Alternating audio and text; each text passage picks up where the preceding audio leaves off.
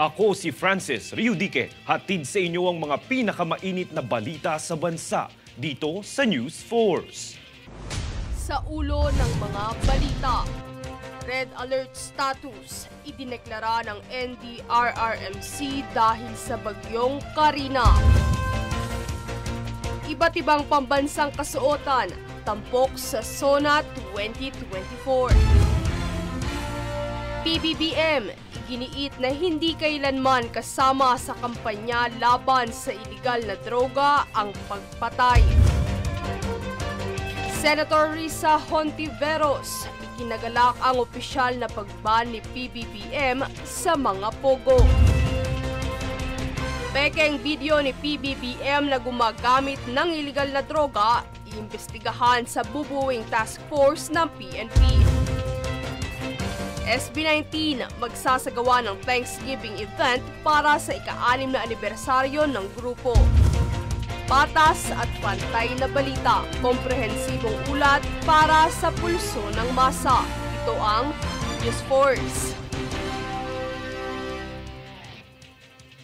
Sa unang balita, nagdeklara ang National Disaster Risk Reduction and Management Council o NDRRMC ng Red Alert status. Ito'y dahil sa patuloy na epekto ni Bagyong Karina sa bansa. Hudyat ito sa mga otoridad ng NDRRMC na tumutok 24 oras sa sitwasyon ng mga kababayan nating apektado ng masamang panahon. Bago pa man ang epekto ni Karina, nauna nang nasalanta ni Bagyong Butchoy ang libu-libong pamilya kung saan nakalabas na ito ng Philippine Area of Responsibility noong Sabado. Samantala, nakataas ang orange rainfall warning sa mga probinsya ng Cavite at Occidental Mindoro kung saan asahan ng matinding pag-ulan, pagbaha at pagguho ng lupa.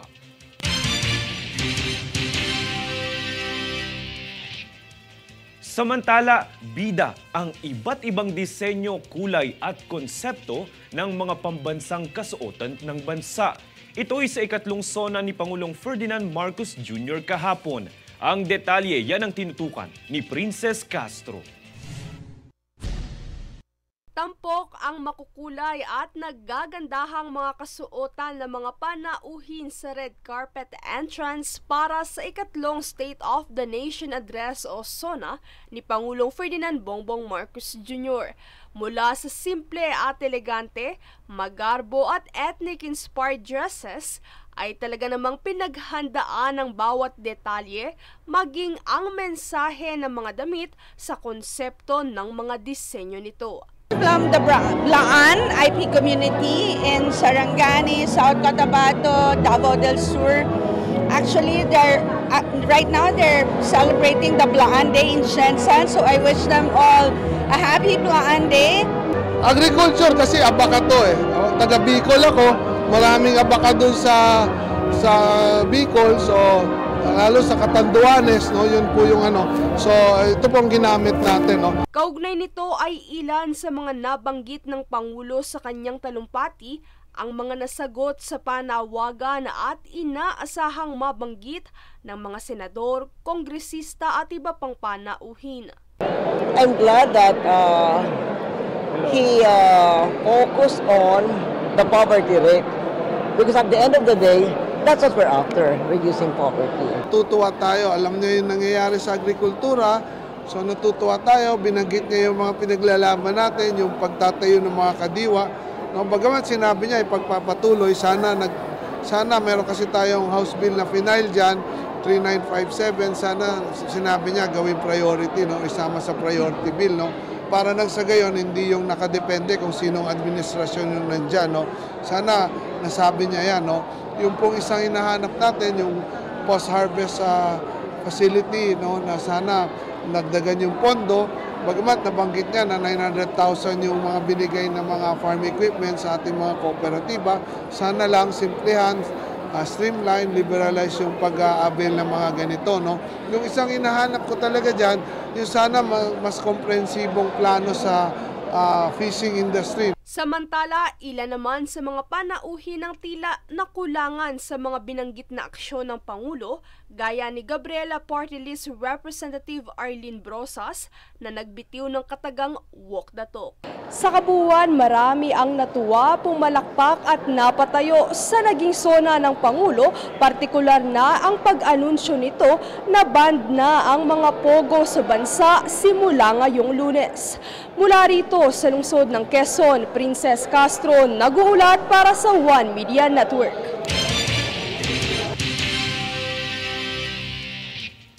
Sa ibang balita, nagsagawa ng kilos protesta ang ilang environment and climate advocate sa tapat ng DENR Central Office sa Quezon City upang ipananawagan ang kanilang mga isinusulong na solusyon alinsunod sa lumalalang krisis pangklima sa bansa.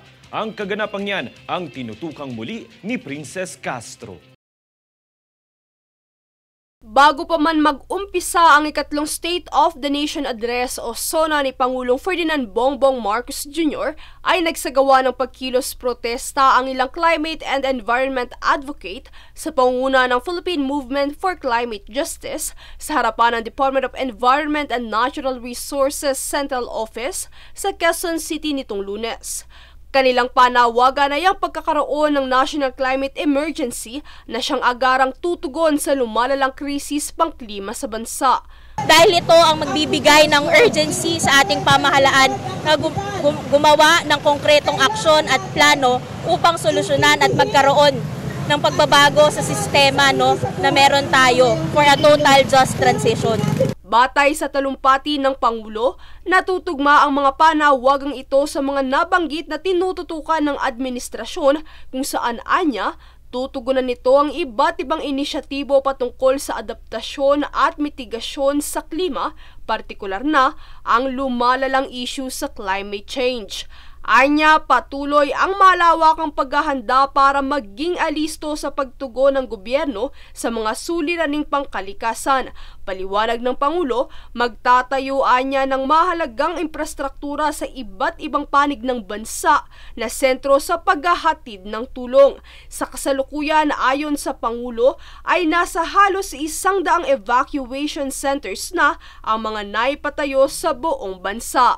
Nagsimula na rin anya ang pagbibigay buhay sa Ilog Pasig at ang pagpaplano para sa proyekto sa Pampanga Bay kung saan ito ay isa sa magiging lunas anya para sa pagbabaha sa lalawigan. Kaya naman ayon kay PBBM, patuloy ang administrasyon sa progresibong hangarin nito na mapaunlad at matugunan ang mga suliranin sa kalikasan. Samantala, hindi naman nagpatinag ang mga rallyista sa kanilang naging pagkilos sa kabila ng banta ng masamang panahon. Kaugnay nito ay magpapatuloy pa ang mga pagkilos ng mga grupo sa mga susunod na araw para isulong ang kanilang mga panawagan para sa gobyerno. At ang pagkakaroon ng magandang kinabukasan ng totoong bagong Pilipinas ay ang kinabukasan kung saan tayo ay pantay-pantay, may access tayo sa pampublikong serbisyo, hindi tayo nawawalan ng kuryente, meron tayong maayos na kalusugan at maayos na pagtugon sa ating karapatan at kapakanan. Princess Castro, nag-uulat para sa One Media Network. Samantala, magandang balita po para sa ating mga kawani ng gobyerno dahil kinumpirma ng Department of Budget and Management o DBM na may nakalaang pondo sa ipinahayag ni Pangulong Ferdinand Marcos Jr. na dagdag sahod sa mga opisyal ng pamahalaan. Narito ang aking ulat. 36 billion pesos. Ito umano ang pondo ng pamahalaan upang mapataas ang sweldo ng mga kawani ng gobyerno. Ito ang kinumpirma ng Department of Budget and Management. Ito'y matapos i-anunsyo ni Pangulong Ferdinand Marcos Jr. na posibleng tumaas ang sahod ng mga opisyal ng gobyerno. Aniya, asahan na ang taas sahod ngayong taon at sa mga susunod pang taon. Ayon kay DBM Secretary Amena Pangandaman, para sa taas sahod sa susunod na taon ay may inilaang 70 billion pesos ang pamahalaan. Bukod pa umano rito ang medical allowance na karagdagang benepisyong matatanggap ng bawat kawani ng pamahalaan sa susunod na taon. Ayon kay Pangandaman, hinihintay na lamang ng DBM ang executive order upang ipatupad ang aumento sa sahod. Francis Riudique, nag-uulat para sa One Media Network.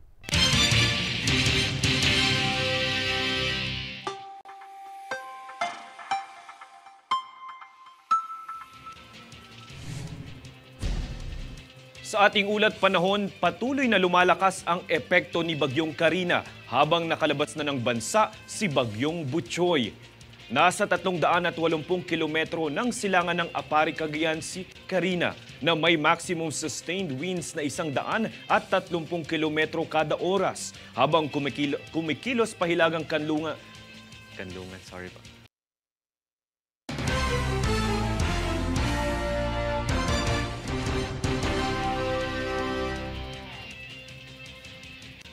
Kasama sa ibinida ni Pangulong Ferdinand Marcos Jr. ang mga datos ng kampanya laban sa droga ng kanyang administrasyon na paggigiit niya, hindi umano naging tugon ang pagpatay sa mga operasyon. Para sa detalye, narito ang aking ulat. Tiniyak ni Pangulong Ferdinand R. Marcos Jr. na wala umanong dumanak na dugo sa operasyon ng administrasyon sa kampanya nito laban sa iligal na droga. Hindi umano naging estratehiya ng pamahalaan ang pagpatay sa mga operasyon nito. Kontrobersyal ang usaping ito dahil sa mga kaso ng extrajudicial killings sa nakaraang administrasyon.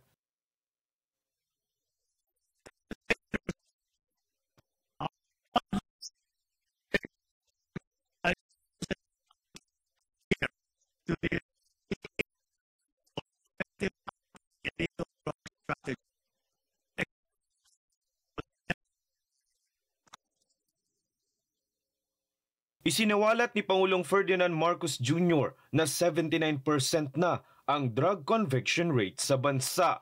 Sa halos 70,000 mga drug operation, kabuang nakumpiskang mga droga ay nagkakahalaga ng tinatayang 44 billion pesos. Mahigit 97,000 na umano ang mga naaresto kaugnay ng iligal na droga, kung saan 6,000 umano ang mga naitalang pag-aresto sa mga high-value targets. Dagdag pa ni Marcos, bumaba sa 32% na lamang ang mga kaso ng mga drug-affected na mga barangay. Kahit umano ang mga nasa hanay ng gobyerno ay hindi pinapalampas matapos arestuhin ang halos 500 opisyal ng gobyerno kasama ang mga uniform personnel. Francis Riudique, nag-uulat para sa One Media Network.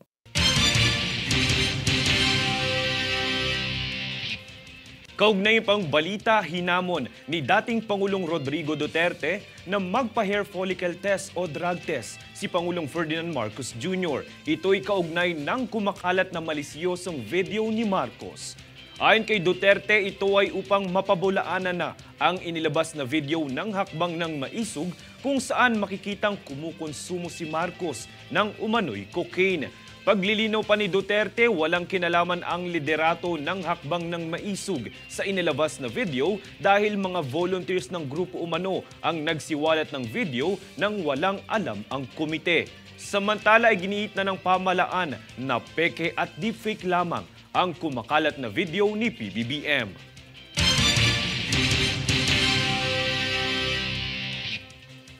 Samantala, lubos na ikinatuwa ni Senator Risa Hontiveros ang naging pahayag ni Pangulong Ferdinand Bongbong Marcos Jr. ukol sa permanenteng pagbabawal sa operasyon ng mga pogo sa bansa.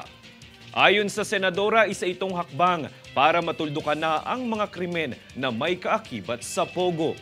Sa kabila nito ay tiniyak pa rin ni Hontiveros na magpapatuloy ang mga pagdinig sa mga sangkot at dapat na mga malagot.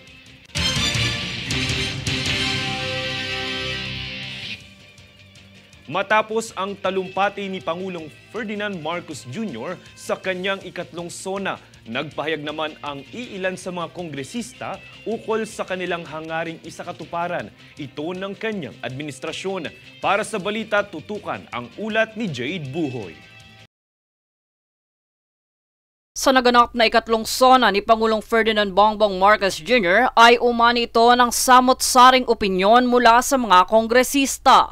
Pahayag ng kinatawan sa ACT Teachers Party List na si Franz Castro, magandang indikasyon daw na nabanggit ng Pangulo ang pagtaas ng sahod ng mga guro, maging ang pagpapaunlad sa kanilang propesyon. Para sa mga guro, yung career progression para sa ating mga guro ay positive sa amin yun.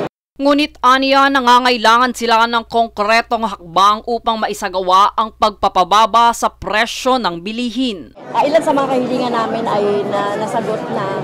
Pero generally, sa mga magsasaka, sa mga manggagawa, ay wala pa rin siyang binanggit tungkol doon sa gusto natin talaga tumaas ang sweldo ng ating mga manggagawa. Bahagi naman ni Gabriela Women's Party List Representative Arlene Brosas na nararapat gampanan ni Marcos ang kanyang talumpati dahil lubos na naapektuhan ang mga mamamayan sa mga isyong ito. Kaya kung sinasabing walk the talk, kasi isa yon sa mga iniaangal ng mga magsasaka, yung EO63 na nagiging problema nila. Na ngayon, bababaan mo yung taripa, bababa ng konti yung presyo ng bigas, pero overall, in the long run, hindi pa rin niya talaga masusolusyonan yung lahat. Ayon naman kay Kabataan Party List Representative Raul Manuel, sa usaping pagbabawal ng operasyon ng Pogo sa bansa, nararapat itong maisabatas. Well, nag-file ng bill dyan ang Makabayan Coalition, matagal na, and at least may ganong isang positibo, and dapat lamang hindi yan maging verbal kasi gaya ng reclamation sa Manila Bay, verbal pero nagtutuloy-tuloy. Dapat talaga maging batas yung bill na na-file natin para iban yung mga pogo. Sa sektor ng agrikultura, mungkahi ni Agri-Party List Representative Wilbert Lee na gawing prioridad ang kanilang inihaing batas para sa mga magsasaka at mangingisda. Yung post-harvest facility, na sana nagdagan yung pondo, bagamat nabanggit niya na 900,000 yung mga binigay ng mga farm equipment sa ating mga kooperatiba, sana lang simplihan, streamline, liberalize yung pag-aabil ng mga ganito, Sa kabuuan, halos ang karamihan sa Kongreso ngayon ay nagpahayag ng kanilang pagsang-ayon sa progresong nagaganap sa bansa kumpara sa nakaraang SONA. Ngunit umaasa pa rin silang tugunan ng Administrasyong Marcos ang iba pang isyong kinakaharap ng bansa. Jade Buhoy, nag-uulat para sa One Media Network. Sa pagtatapos ng tunog ng Bagong Pilipinas Concert sa Commonwealth Avenue, Quezon City, ay isinagawa ng QC at ilang ahensya ng gobyerno ang agarang paglilinis. Pahayag ng QC, layo nitong panatilihin ang kalinisan sa lugar.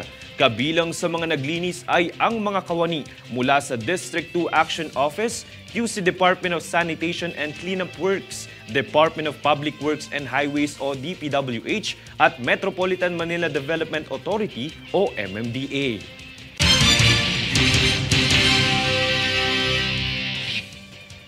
Samantala, bunsod ng kabi-kabilang tauhan ng mga otoridad na nagpanatili sa kaligtasan ng Batasang Pambansa Complex, malaki ang pasasalamat ni Pangulong Ferdinand Marcos Jr. sa kanilang isinagawa na pagkilos. Nagpasalamat din ito sa Kongreso dahil sa mga ipinatupad na batas upang mapaigting ang kaligtasan hindi lang sa araw ng SONA kundi sa mga ibang panig ng rehiyon sa bansa. Pahayag ng Pangulo, bagamat maganda ang kanilang kilos seguridad, kailangan pang paigtingin ng mga otoridad at mismong kapulisan ang paninigurado ng kaligtasan sa bansa.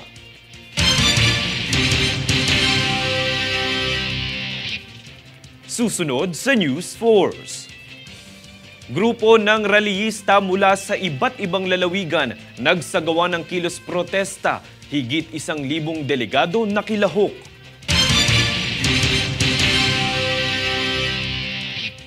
Peking video ni PBBM na gumagamit ng umano'y ilegal na droga, iimbestigahan sa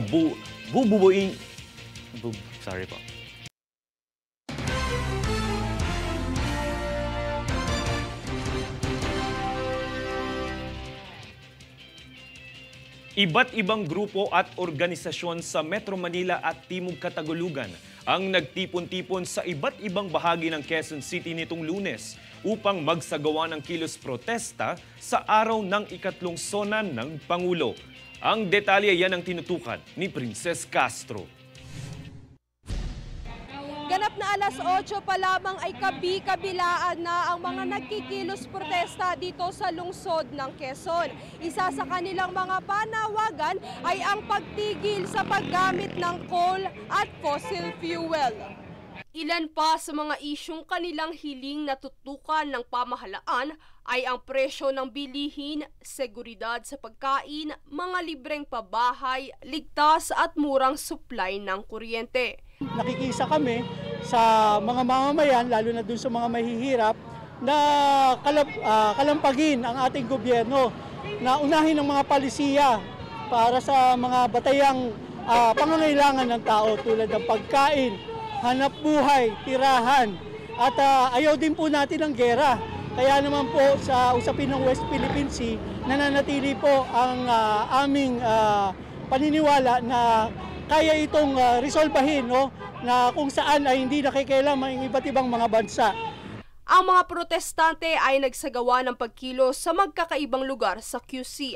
Mayroong nagtungo sa National Housing Authority, ang iba ay nanawagan sa DENR Central Office, at ang karamihan naman ay luminya sa tapat ng Diliman Doctors Hospital sa Commonwealth, kung saan sinilaban nila ang effigy ng Pangulo, Bise at mga international na pinuno bilang pagtutol sa gobyerno.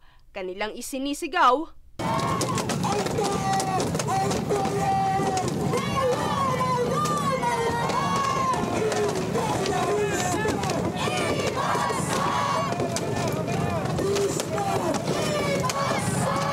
bukod sa mga nagkikilos protesta sa iba't ibang panig ng Quezon City, ay nagtipon-tipon din ang mga supporters ni Pangulong Ferdinand Bongbong Marcos Jr. dito sa tapat ng Sandigang Bayan para maghandog ng isang concert at suporta para sa ikatlong State of the Nation Address o SONA 2024. Samantala, bunsod ng masamang lagay ng panahon, nalaglag mula sa stage ang LED screen dahil sa lakas ng hangin. Kasabay nito ay binaklas na rin ang mga kagamitan para sa event at agad na nilinis ang venue pagtapos ng concert. Sa talakayang SONA naman sa loob ng Batasang Pambansa Complex ay binanggit ng Pangulo ang layuning mapababa ang presyo ng kuryente. Dapat na maging makatarungan ang paniningil sa mga consumer dahil anya, nahihirapan ang mga negosyante lalo na ang taong bayan. Ilan sa kanyang mga nabanggit na patuloy na pinapabuti ay ang Lifeline Rate Program para sa mga mahihirap, partikular ang mga benepisyaryo ng Pantawid Pamilyang Pilipino Program, anti-bill shock, refund at pagtatanggal sa mga sobrang singil tulad ng franchise fee. Bukod dito ay ilan sa mga panawagan ng mga rallyista ang nasagot sa SONA ng Pangulo. Kabilang narito ang pinag-aagawang teritoryo kung saan isa ito sa mga naging standing ovation moment sa SONA. At yan ang mga kaganapan ngayong SONA 2024. Mula rito sa lungsod ng Quezon, Princess Castro, nag-uulat para sa One Media Network.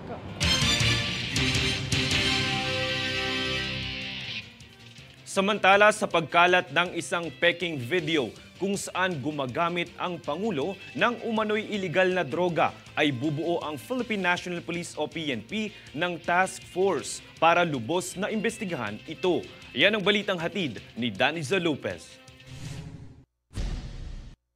Titiyakin ng Philippine National Police o PNP na mananagot ang sinumang sangkot sa pagkalat ng isang video ni Pangulong Ferdinand Bongbong Marcos Jr. kung saan makikita sa pekeng video na ito na gumagamit ang Pangulo ng iligal na droga. Ito'y kumalat mula sa grupong Maisug sa Los Angeles, California, USA, kung saan nagsagawa ang grupo ng pagtitipon katapat ng State of the Nation Address o SONA ng Pangulo. Desidido rin si Department of the Interior and Local Government o DILG Secretary Benjamin Abalos Jr. na isang deepfake ang nasabing video. Kasabay ng naging payag na ito ni Abalos ay ipinakita rin ng kalihim ang mga screenshot sa Camp Crame. Sa task force na bubuuin ng PNP kung saan mangunguna rito ang PNP Anti-Cybercrime Group o ACG, ay sisiguruhin nito na haharap sa criminal at civil liability ang mapatunayang may sala. Ito'y ayon sa naging pahayag ni Directorate for Investigation and Detection Management, Acting Director Police Brigadier General Matthew Bakay. Daniza Lopez nag-uulat para sa One Media Network.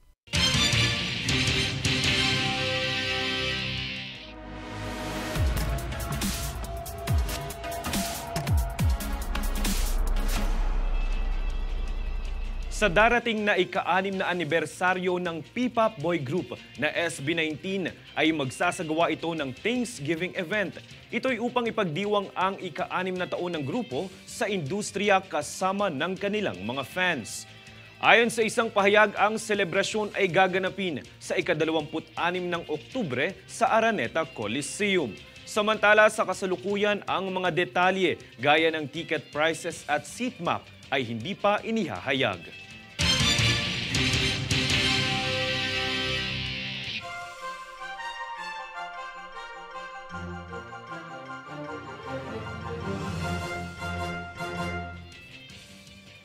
Balitang pandaigdigan naman, hindi natatakbo para sa darating na United States presidential elections si US President Joe Biden sa darating na Nobyembre.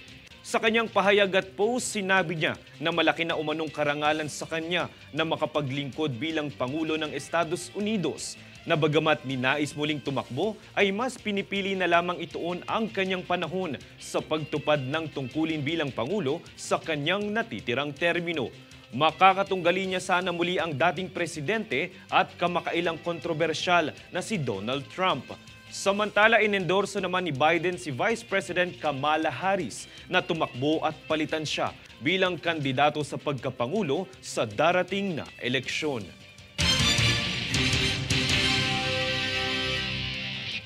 At narito ang recap ng mga nagbabagang balita ngayon. Sa ulo ng mga balita, Red Alert status idineklara ng NDRRMC dahil sa bagyong Karina.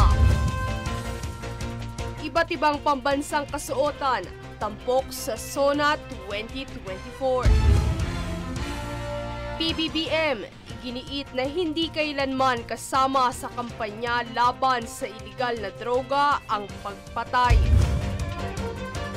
Senator Risa Hontiveros, ikinagalak ang opisyal na pagban ni PBBM sa mga pogo. Pekeng video ni PBBM na gumagamit ng iligal na droga, iimbestigahan sa bubuwing task force ng PNP. SB19 magsasagawa ng Thanksgiving event para sa ika-6 na anibersaryo ng grupo. Patas at pantay na balita, komprehensibong ulat para sa pulso ng masa. Ito ang News Force. At yan ang pinakamainit na mga balita ngayong araw. Manatiling nakatutok sa aming mga ulat at updates sa aming Facebook page, facebook.com/OneMedia Network. Ako si Francis Riudique at ito ang News Force.